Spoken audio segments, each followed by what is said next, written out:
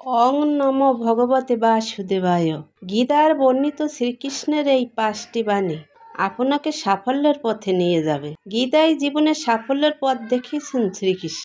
এত হাজার বছর পরও গীতার বাণী জীবনে সঠিকভাবে মেনে চলতে পারলে জীবনে সুখ ও সাফল্য লাভ করা সম্ভব। জেনে নিন গীতার এই 5টি বাণীর কথা। গীতা এমন একটি গ্রন্থ যা মানুষকে সঠিক পথ দেখায়।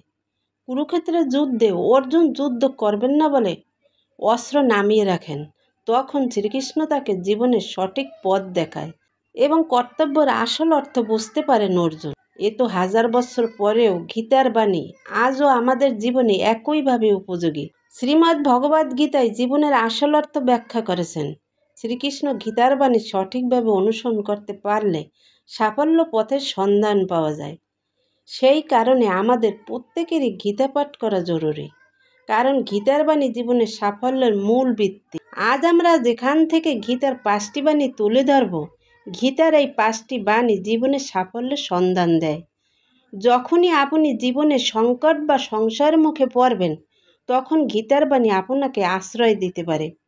গীতার বাণী আপনাকে সঠিক সময় থেকে বেরিয়ে আসতে সাহায্য করবে। গীতার বাণী আপনার জীবনের সব সমস্যা দূর করে সুখী ও সাফল্যের দিকে নিয়ে যাবে। জেনে নিন গীতার এই 5টি বাণীর কথা। জীবনে জন্মের মতো মৃত্যুও অবধারিত। গীতায় কৃষ্ণ বলেছেন, যার জন্ম হয়েছে তার মৃত্যু হবেই।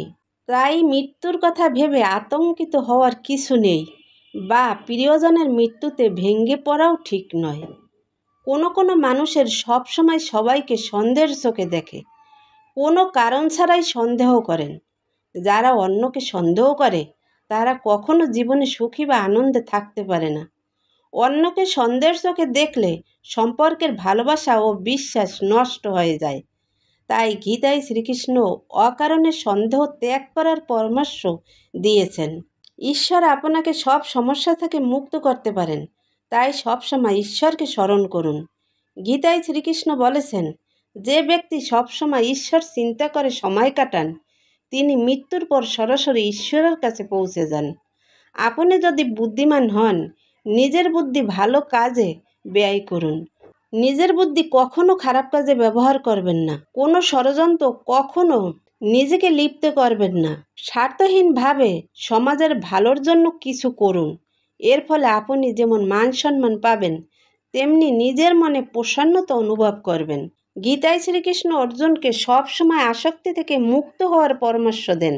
কারোর প্রতি অকারণে মুগ্ধতা কখনোই কাজের কথা নয়। বিশেষ করে নিজের শরীরের প্রতি অকারণ মুগ্ধতা কখনো কাজের কথা নয়। নিজের শরীরের প্রতি কোনো রকম টান থাকা ঠিক নয়। এই নশ্বর দেহ একদিন পঞ্চভূতে বিলীন হয়ে যাবে। তাই শরীরের প্রতি কখনো কোনো রকম মোহমায়া রাখবেন না।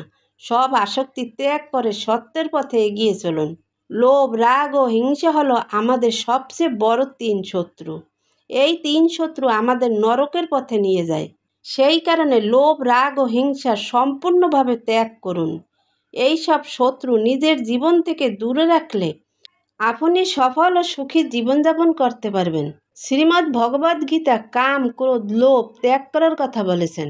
লোভ থেকে কামনার জন্ম হয়, কামনা থেকে ক্রোধ বা রাগের উৎপত্তি হয়।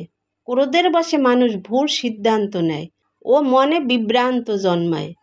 লোভ, কাম ও ক্রোধ জীবনের সবচেয়ে বড় বাধা, যা মানুষকে ধ্বংসের দিকে নিয়ে যায়। লোভের একটি বাস্তব উদাহরণ হলো প্রকৃতির প্রতি আমাদের অবহেলা। প্রকৃতির নিয়মের বিরুদ্ধে চললে তার ফল মানব জাতিকে ভোগ করতেই হবে। গীতার 2য় অধ্যায়ে 47 নম্বর শ্লোকে বলেছেন, তোমার কাজ করার অধিকার আছে, কিন্তু ফলের প্রতি তোমার কোনো অধিকার নেই। আপনি যদি নিজের দায়িত্ব ঠিকমতো পালন করেন এবং লোভ থেকে নিজেকে মুক্ত রাখতে পারেন, তাহলে জীবনে শান্তি পাবেন। গীতায় শ্রীকৃষ্ণ বলেছেন, যে ব্যক্তি কাম, ক্রোধ, লোভ নিয়ন্ত্রণ রাখতে পারে, সেই ব্যক্তি প্রকৃত শান্তি লাভ করতে পারে। গীতার বাণী অনুসরণ করলে মানুষ জীবনের উত্থান পতন থেকে নিজেকে রক্ষা করতে পারে এবং জীবনের সঠিক পথে চলার সন্ধান পেতে পারে। যতক্ষণ না এই কামনা বাসনাকে সম্পূর্ণভাবে পরিত্যাগ করতে পারি, ততক্ষণ আমরা জড় বন্ধন থেকে মুক্ত হতে পারি না। যারা এই কামনা বাসনা পরিত্যাগ করতে পেরেছেন, যারা ভগবানের সেবায় নিজেকে সর্বতভাবে নিয়োজিত করতে পেরেছেন, তারা অনায়াসে ভগবত ধামে ফিরে যেতে পারবেন। ভগবান শ্রীকৃষ্ণ বলেছেন, মৃত্যুকালে যিনি আমাকে স্মরণ করে শরীর ত্যাগ করেন, তিনি আমার প্রাপ্ত হন। এ বিষয়ে কোনো সংশয় নেই।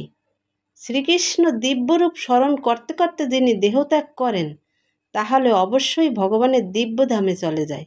পরমেশ্বর ভগবান হচ্ছেন সৎ, চিত ও আনন্দময়। আমাদের এই জড় দেহ অসৎ, এই দেহের কোনো অস্তিত্ব নেই। এই দেহ বিনাশ হয়ে যাবে।